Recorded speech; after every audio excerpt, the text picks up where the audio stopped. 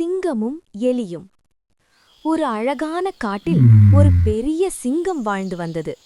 ஒரு நாள் அது மரத்தடியில் அமைதியாக தூங்கிக் கொண்டிருந்தது. அப்போது ஒரு சிறிய எலி அங்கு வந்தது.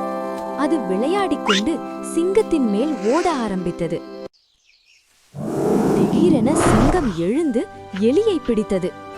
எலி பயந்து, "சிங்கராஜா, தயவு செய்து என்னை விட்டுவிடுங்கள். ஒரு நாள் நான் உங்களுக்கு உதவுவேன்" என்றது. சிங்கம் அதை கேட்டு சிரித்தது. ஆனால் அது கருணையுடன் எலியை விட்டுவிட்டது. சில நாட்கள் கழித்து சிங்கம் ஒரு வேடனின் வலையில் சிக்கி தவித்தது. அது உதவி கேட்டு கர்ஜித்தது.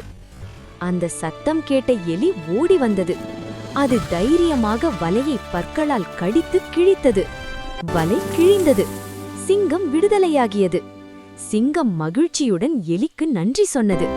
அதன் பிறகு சிங்கமும் எலியும் நல்ல நண்பர்களாக வாழ்ந்தனர். பாடம்: சிறியவர் என்றும் யாரையும் தாழ்வாக நினைக்கக்கூடாது. நல்லது செய்தால் நல்லதே திரும்ப கிடைக்கும்.